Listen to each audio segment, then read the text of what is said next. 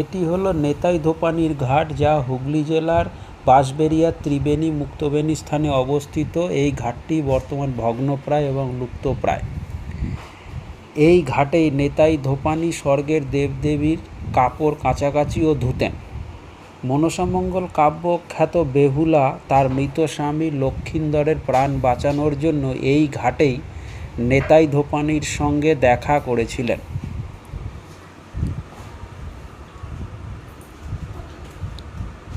এই হলো নেতাই ধোপানির পুকুর, যে পুকুরে নেতাই ধোপানি তার জামা কাপড় ধুতেন এবং স্নান করতেন।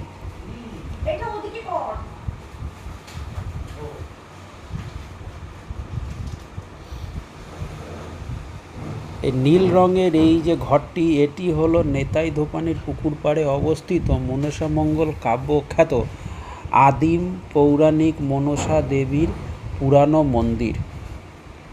এই মন্দিরের ভেতরে দেবী মনসার মূর্তি স্থাপিত আছে।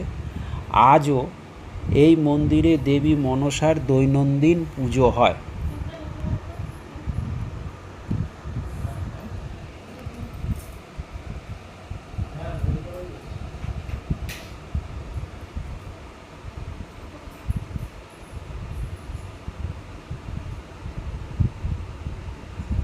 এই হলো দেবী মনসার মূর্তি, এবং এই মূর্তির ডান দিকে হাত জোড় করা অবস্থায় দাঁড়ানো নেতাই ধোপানি, এবং মূর্তির বাম দিকে বেহুলা এবং লক্ষিন্দরের মূর্তি স্থাপিত আছে।